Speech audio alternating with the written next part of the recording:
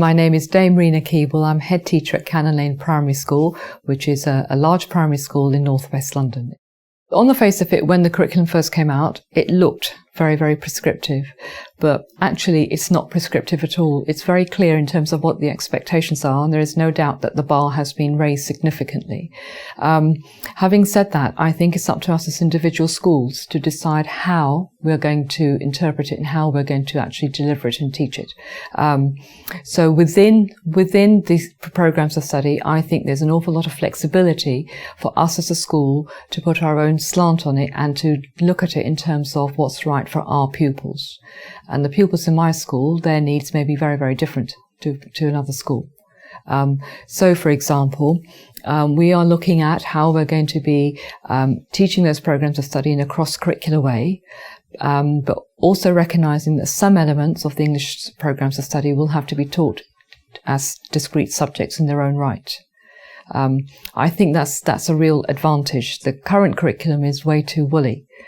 The new curriculum, very, very clear in terms of expectations, but allowing us in individual schools to teach it and to plan for it and deliver it in a way that we see fit.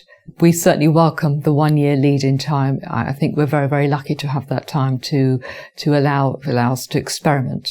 And I think we've also got to link it in with other changes that are happening in education. The biggest one, obviously, being performance-related pay. I see my job as a head, certainly preparing my school, my staff and parents this year, so that our intention is that come September 2014, the curriculum is up and running without any teething problems. So this year, our focus, we've broken it down into different terms. So the autumn term, this term, the focus is very much on us as a staff getting to grips with the content of the English curriculum, with the programs of study, and also working out actually how we're going to track progress, because we know that the national curriculum levels are going for 2014. So this is a fantastic opportunity of actually trying to think of a way that we can show and measure progress.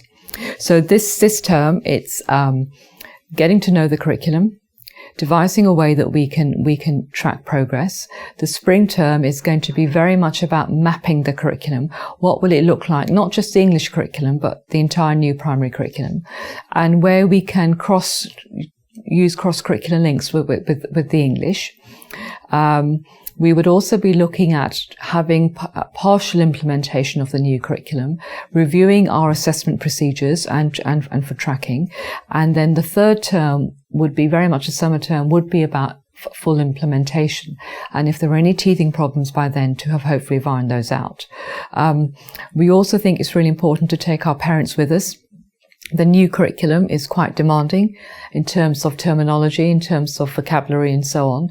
And certainly in my school, where we have a large percentage of families who have English as a second language, we think it's really important to involve the parents and help them to understand the changes. So we will be holding curriculum workshops for our parents in the spring term. Ideally, we would have done it in the autumn term. But I think it's really important that my staff get to grips with what it's all about first. And then in the spring term, once we're really confident, then we would share our learning with our parents. We really welcome the emphasis on the spoken word as part of the English curriculum, on the basis that if you can't speak it, you can't write it. And that has huge implications for us in our planning. The slight concern I have as a head is, if we spend so much time with the speaking, parents might well think, actually, what work has been going on in children's books. So that's another good reason to involve the parents with the curriculum workshops and so on. So we've got two issues really about the spoken word. One is about tracking, because the criteria as it's laid out now is way too broad, and how to show progress within a year group is going to be quite difficult.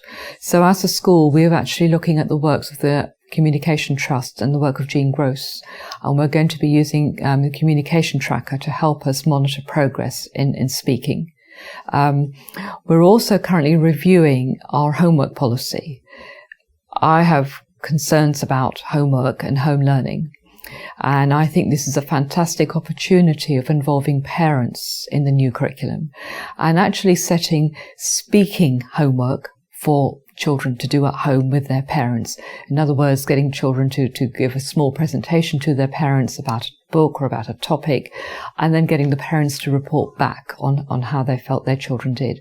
We think that's a really positive way of getting parents engaged, and it's also really getting our message across.